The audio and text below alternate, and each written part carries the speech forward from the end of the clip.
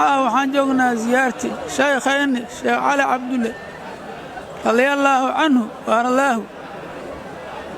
Sheekh Cali Cabdulle wuxuu ahay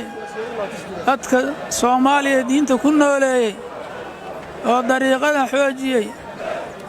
isagoo sheekhiisa Sheekh Muxudiin Cali ka wakiila marka khayraadkana dadkaysiin oo waxa uu nafcigiisa iyo timaartiisa waxaad ka arkaysiin wujuudan oo hadda ma uga jeedin marka waxaan kuna waa barakaysanaa nafaxaad iyo barakaadaan ka qaadayna dariiqan oo furay inaan ku socono aan Ilaahay ka tuugayna oo diinta saatan u nooleeyo unukana uga dayano marka waxaan leenahay awliyada ziyaarteero Allah nagu kor yeelo adduunya aakhira Allah nagu suubiyo Ilaahay waa ku mahadinaynaa khayraadkan oo nawaafajiyay oo awliyada aan barakaysan Ilaahan ku mahadinaynaa inta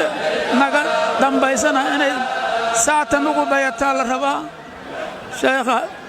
fadiiladiisa iyo lagama sheekay karo iyo ahwaariisa laakiin waxaa noogu filan inaan hadda banaan bixiisa sida loo joogo oo loo camiray oo dad waaweyn oo awliya Allah u yimideen marka waxaan leenahay Allah nagu anfaco sheekhayna Sheekh Nuur Umar Absuge waxaa leenahay jazaakumullahu khayr tabargo ziyaarta soo tabargo anagana Allah nagu barakeeyo